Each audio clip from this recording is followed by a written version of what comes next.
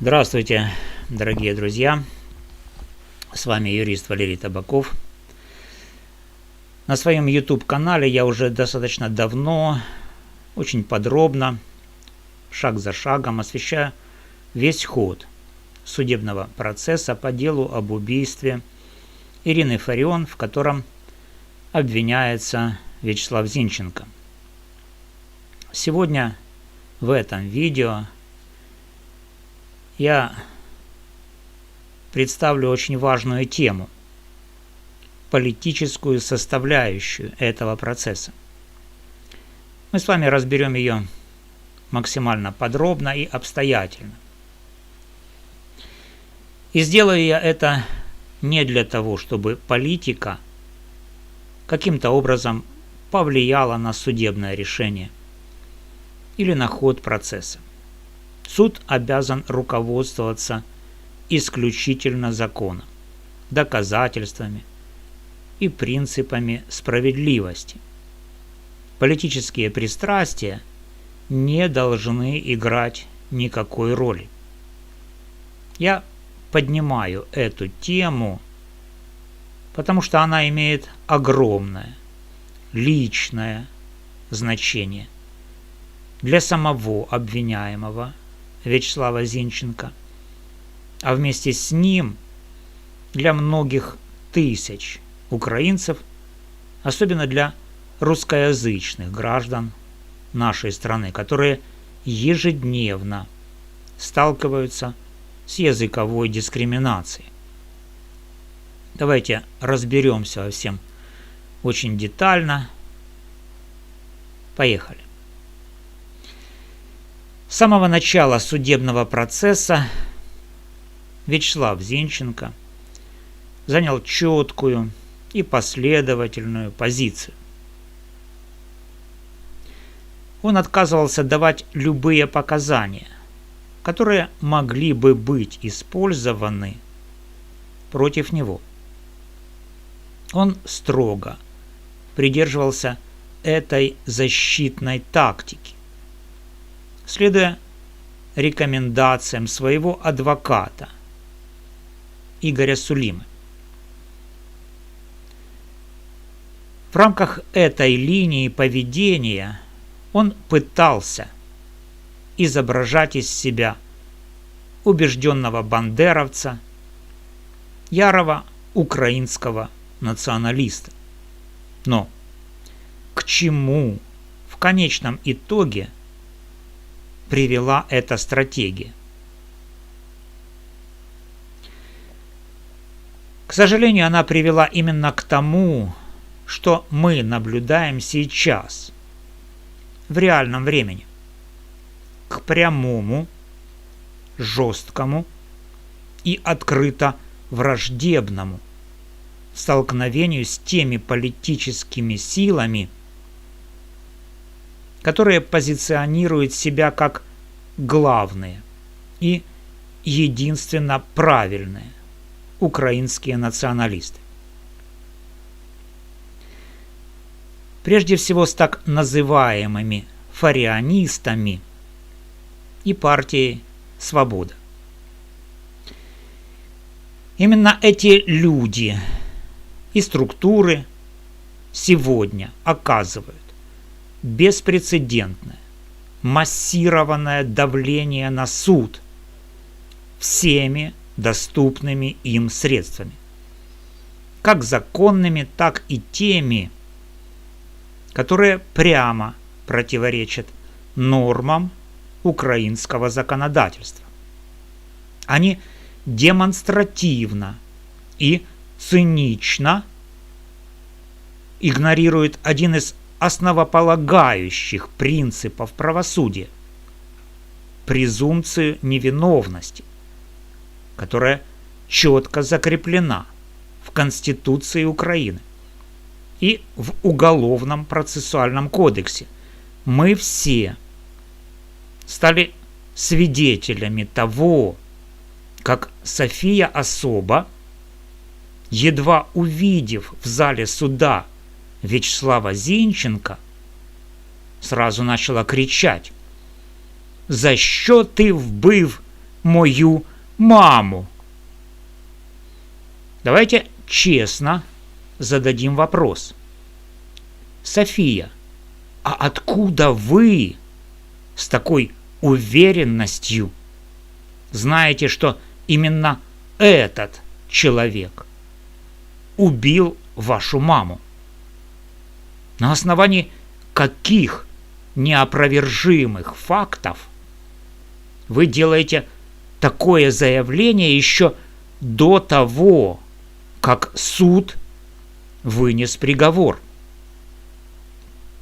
Почему вы не дождались окончания полноценного судебного разбирательства, исследования всех доказательств и вступления приговора в законную силу?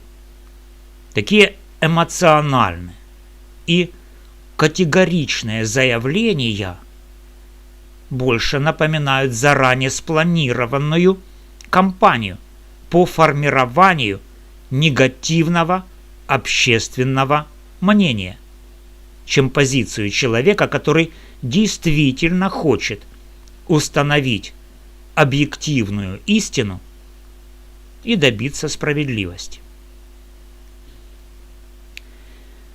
К сожалению, точно такое же агрессивное поведение демонстрируют ее многочисленные сторонники и официальные члены политической партии «Свобода». Вот вам и реальное лицо тех, кто называет себя украинскими националистами и якобы стоит на страже закона и справедливости. Они полностью закрывают глаза на очень серьезные, фундаментальные сомнения в доказательствах, которые представила сторона обвинения. Прокурор Петлеваный, прокурор Данилев и другие участники процесса. Мы видим, как гильза буквально путешествует с одного места двора на улице Масарика, 3 в совершенно другое место. Неожиданно она материализуется под колесом белого автомобиля. А ДНК-экспертиза, которая проводилась зачем-то 3 раза. ДНК Зинченко якобы обнаружена на стуле с изменяемой геометрией. Эти и многие другие факты вызывают серьезнейшие обоснованные сомнения в достоверности и чистоте доказательственной базы. Однако, вместо того, чтобы требовать, чтобы все доказательства были безупречными и исключали любые разумные сомнения, как того прямо требует украинское правосудие, представители партии «Свобода» и их сторонники поступают ровно наоборот. Они сознательно игнорируют все эти разумные сомнения и просто кричат на всю страну и на весь мир: Зинченко убил, Зинченко довечно. Такое поведение однозначно свидетельствует о том, что эти люди крайне заинтересованы в осуждении Вячеслава Зинченко, независимо от того, виновен он реально или нет. Более того, их агрессивные действия создают устойчивое впечатление, что именно они сами или те силы, которые они представляют, могут быть причастны к организации убийства Ирины Фарион. И теперь всеми силами пытаются переложить вину на заведомо удобного и невиновного человека. Давайте углубимся еще дальше. Ирина Фарион с ноября 2023 года находилась под следствием по статье 161 Уголовного кодекса Украины за разжигание вражды, в том числе по языковому признаку. Против нее были и другие статьи, связанные с оскорблением военнослужащих. Она оставалась членом партии ВО «Свобода». У этой партии и связанных с ней людей был очевидный и очень сильный мотив для устранения Фарион, особенно после того, как она начала создавать серьезные проблемы для своего же политического окружения. Бывшая коммунистка, участница многочисленных скандалов, находящаяся под следствием, уволенная с преподавательской должности и публично грозившая возмездием тем, кто ее уволил. Ни следствие, ни суд до сих пор не провели полноценного, глубокого исследования всех этих мотивов. Вместо этого сразу после ареста Зинченко правоохранители получили награды от президента Зеленского за якобы быстрое раскрытие дела. Это тоже очень показательный момент. Добавим сюда и очевидную материальную заинтересованность Софии Особы. После смерти матери она получила 2 миллиона гривен, квартиру в престижном центре Львова, многочисленные ценные подарки и стала публичной фигурой, продолжательницей идей Фарион. Ее интерес в этом деле выглядит далеко не только идеологическим, но и вполне прагматичным, материальным. Таким образом, мы видим 3 силы, которые действуют удивительно слаженно и в унисон. Правоохранительная система, получившая награды, политическая партия «Свобода» с ее фарионистами и потерпевшая София Особа. Все они хором требуют одного – Зинченко довечно.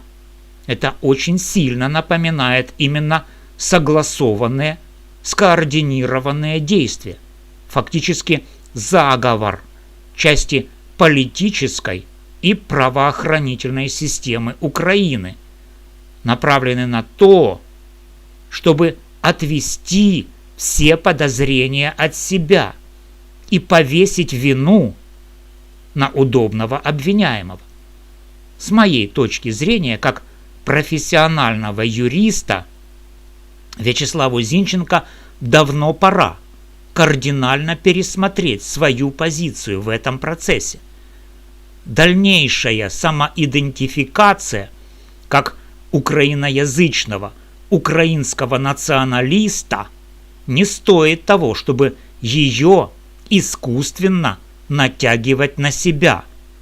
Я очень надеюсь, что он уже увидел настоящее лицо тех людей и тех сил, которых он пытался копировать. Прокуроров стороны обвинения, активистов и руководство партии «Свобода», Софию Особу и всех, кто стоит за ними. Что нужно делать в этой ситуации? Зинченко должен четко, публично и недвусмысленно спозиционировать себя как русскоязычный украинец, которого системно притесняют, дискриминируют и преследуют именно по языковому признаку. Именно поэтому на него сейчас и пытаются повесить это тяжкое преступление. Только тогда весь этот процесс предстанет перед украинским обществом и международным сообществом во всей своей настоящей красе и правде. С одной стороны, те, кто фальсифицирует доказательства, те, кто имел политический мотив в устранении Фарион, а это партия «Свобода» и ее окружение, и те, кто имеет прямую материальную заинтересованность. София особо. С другой стороны, обычные русскоязычные украинцы, на которых пытаются переложить вину за преступления, хотя в реальности именно они, русскоязычные украинцы, являются настоящей потерпевшей стороной. Ведь в результате убийства Ирины Фарион она так и не была привлечена к уголовной ответственности за разжигание языковой вражды, что нанесло моральный вред всем русскоязычным гражданам Украины. Кроме того, я рекомендую Зинченко глубже обратиться к истории.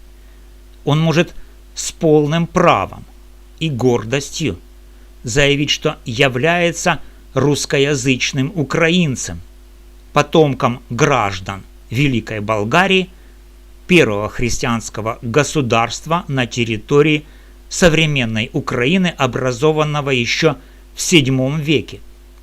Русский язык, на котором говорят его родители, имеет глубокие корни и произошел от староболгарского языка.